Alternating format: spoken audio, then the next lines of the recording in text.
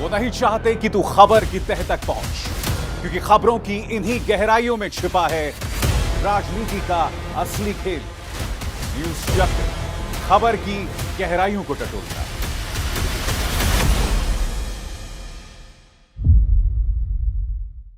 नमस्कार, आप देख रहे हैं न्यूज़ चक्र। मैं अभिसार शर्मा। महात्मा गांधी के जन्मदिन पर सबसे ज्यादा जरूरी कौन है? जाहिर सी बात है, महात्मा गांधी। अब मैं आपको एक वीडियो दिखाना चाहता हूं दोस्तों। इस वीडियो में आप देख रहे हैं कि राजघाट पर प्रधानमंत्री नरेंद्र मोदी महात्मा गांधी को अपने श्रद्धा सुमन अर्पित कर रहे हैं।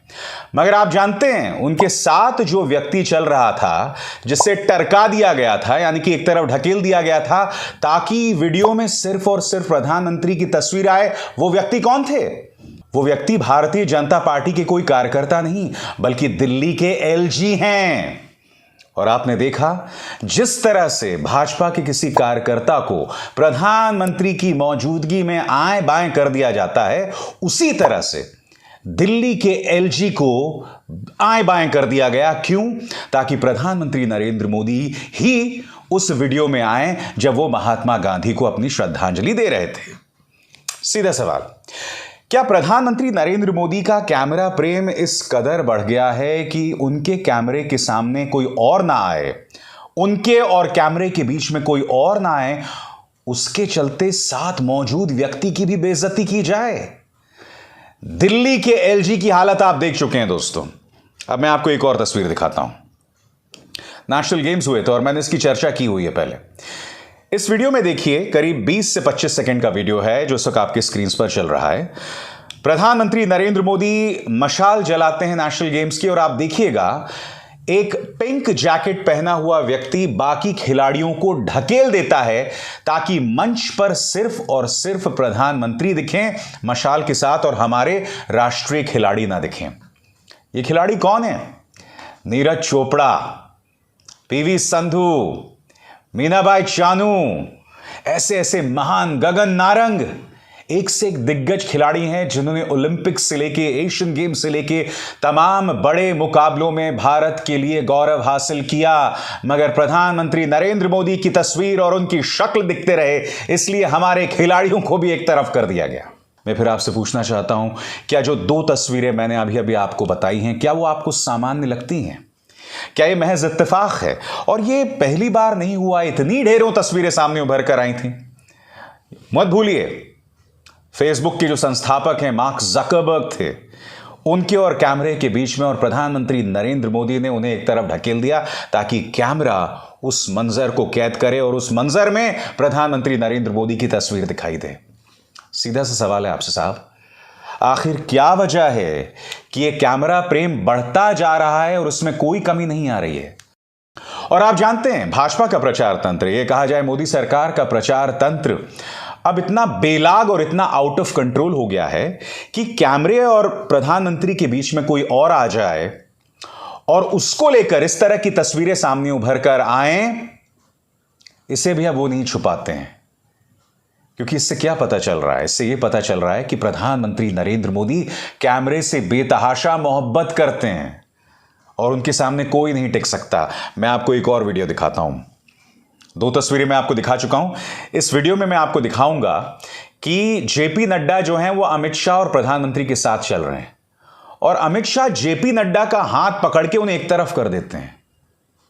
जेपी नड्डा इस देश की सत्ताधारी पॉलिटिकल पार्टी के अध्यक्ष, कोई राह चलते कार्यकर्ता नहीं। देखिए वीडियो, फिर आप समझ जाएंगे।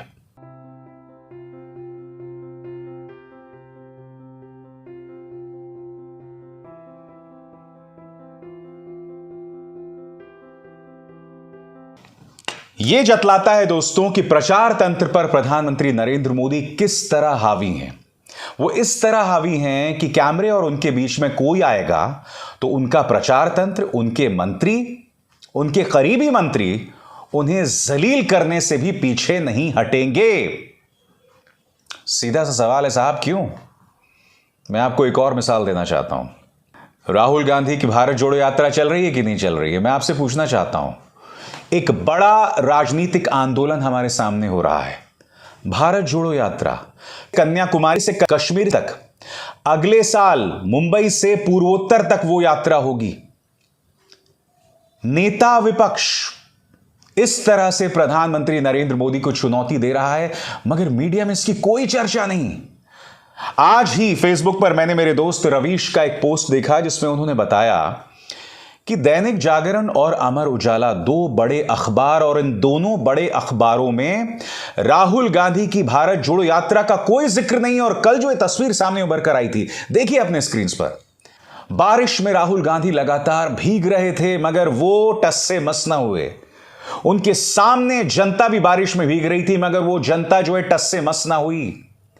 मैं आपसे पूछना चाहता हूं, ये जो तस्वीर हमारे सामने थी, क्या ये अखबारों के पहले पन्ने पर नहीं होना चाहिए था? क्या न्यूज चैनल्स की पहली हेडलाइन नहीं होना चाहिए था? नहीं। न्यूज चैनल्स किसे दिखाते हैं? प्रधानमंत्री नरेंद्र मोदी गुजरात दौरे पर थे।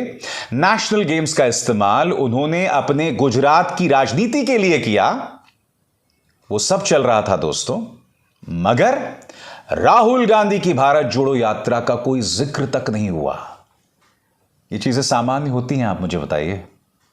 और ऐसे में मैं आपसे फिर पूछना चाहता हूं, चुनावी अखाड़े में विपक्ष आखिर बीजेपी से कैसे मुकाबला करेगा, जब आप देख रहे हैं कि प्रचार पर पूरी तरह से प्रधानमंत्री छाए हुए हैं, उनके और कैमरे के बीच में कोई नहीं आ सकता, और दूसरी तरफ विपक्ष का नेता जब मैदान में है, संघर्ष कर रहा है, तो मीडिया उसे दिखाने कोई नहीं तैयार है। आप जानते हैं इस वक्त भारत में क्या हो रहा है? भारत में जो हो रहा है इसे हम कल्पना से विचित्र कहते हैं। हम एक अजीब व गरीब डिस्टोपियन ईरा में पहुंच चुके हैं। अब आप में से कहेंगे डिस्टोपियन का मतलब क्या है? डिस्टोपिया दरअसल जब दुनिया खत्म हो जाती है ना, यानी कि जिस सभ्यता खत्म हो जाती है, जब आप और हम जिस तरह से अभी जी रहे हैं वो पूरी तरह से समाप्त हो जाता है, उसके बाद का जो युग होता है जहां कोई सामान्य चीज नहीं होती है, डिस्टोपिया उसको कहते हैं। आज वही हो रहा है। कहने को ये लोकतंत्र, मगर क्या आप इसे लोकतंत्र कहेंगे जहां इस तरह से विपक्ष को पूरी तरह से रौंद देता है मीडिया, जहां प्रधानमंत्री नरेंद्र मोदी के कैमरा प्रेम के बारे में कोई डिबेट नहीं होता है, कोई सवाल नहीं होता है, क्योंकि 2014 से पहले जब एक मंत्री अपने कपड़े बार बार बदलता था तो हम उसे कटघरे में खड़ा करते थे, हम उसका मजाक उड़ाते थे। 2014 से पहले हम पूर्व प्रधानमंत्री मनमोहन सिंह का भी मजाक उड़ाया करते थे, उनसे सवाल होता था। मगर अब किसी की हिम्मत नहीं है। अब मीडिया क्या करता है मैं आपको बताता हूं। अब मीडिया नफरत के कारोबार में लगा हुआ है, और उसकी एक मिसाल मैं आपको देना चाहता हूं आपके सामने दोस्तों। यह निहायत ही शर्मनाक प्रोग्राम हुआ था जो मैं आपको दिखाना चाहता हूं।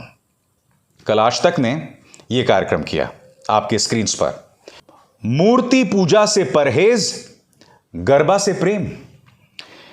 इस पूरे कार्यक्रम में दोस्तों यह बतलाने का प्रयास किया गया था कि किस तरह से मुसलमानों को गरबा में नहीं जाना चाहिए।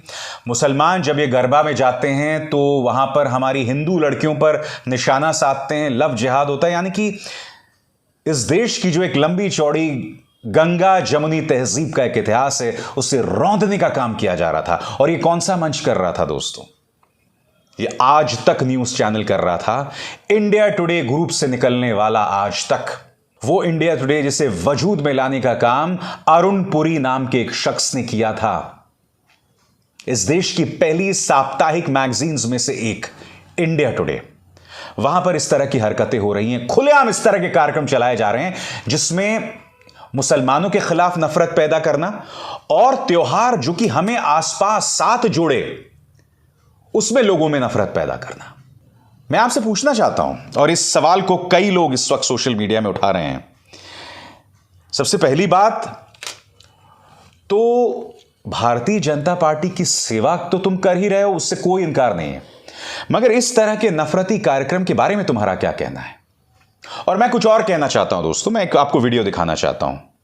Gujarat, people celebrate the festivals of Navratri by dandiya in a swimming pool in Surat. Surat में तस्वीर देखिए, औरतें जो हैं डांडिया कर रही हैं, गाना भी एक चल रहा है इसमें। मैं आपसे पूछना चाहता हूं, हिंदू धर्म का अपमान तब तो होता है जब मुसलमान गरबा में प्रवेश करता है, मगर क्या हिंदू धर्म का अपमान यहां नहीं हो रहा है जब स्विमिंग पूल के अंदर डांडिया खेला जा रहा है? बताइए बताइए, सीधा सवाल है साहब। इस पर किसी के नथुने नहीं फूल रहे हैं, इस पर कोई गुस्से में नहीं है। यहां हिंदू धर्म का अपमान नहीं हो रहा है। मगर यहां पर आपने देखा एक चैनल ने बाकायदा एक नफरती शो चलाया जिसमें उसने कहा कि आखिर मुसलमानों को क्यों गरबा डांडिया में प्रवेश करने का अधिकार नहीं है। यह एक मुख्य धारा का न्यूज चैनल कह रहा है दोस्तों, वो न्यूज चैनल जिसका काम है कि कम से कम त्योहार के मौके पर नफरत ना फैलाए। मगर यह सामान्य हो गया है। इस पत्रकार का तो लंबा चौड़ा इतिहास है, ये तो तिहाड़ जेल में भी गया था कथित वसूली के नाम पर। मगर मैं समझना चाहता हूं इंडिया टुडे की ऐसी क्या मजबूरी है कि तमाम चीजें की जा रही हैं। मैं आपको बतलाऊंगा दोस्तों कि आज यह सवाल भी उठाए जाने की जरूरत है और इसका जिक्र आपको याद होगा कुछ दिनों पहले मैंने इंडिया की बात में भी कहा था।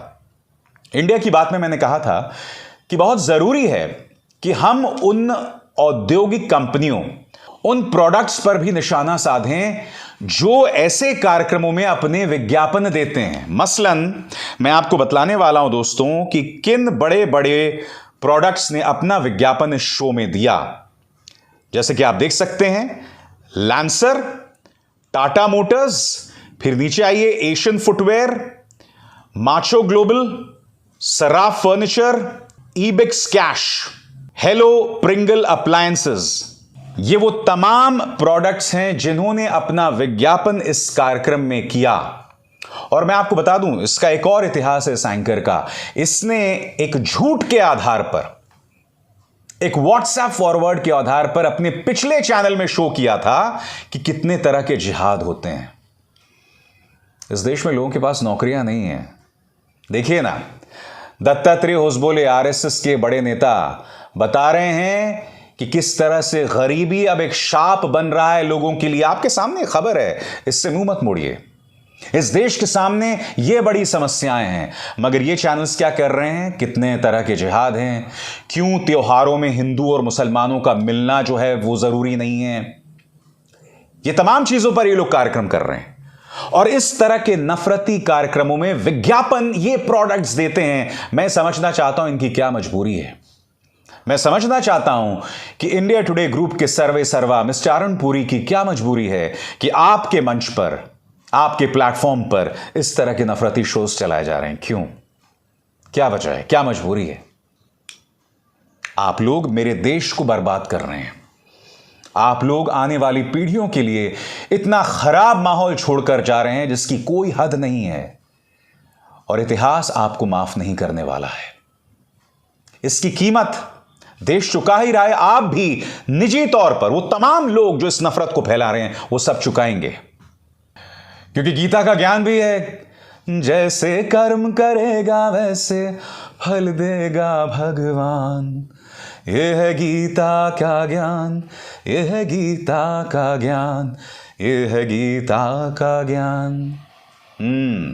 समझो गीता के ज्ञान को, पढ़ो हमारे वेद पुराण, उनकी असलियत को समझो, उनके मर्म को समझो, उनकी आत्मा को समझो। इस नफरत से खुद ब खुद तुम दूर हो जाओगे।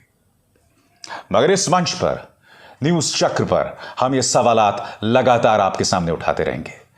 अब अभिसार शर्मा को दीजिए इजाजत। नमस्कार।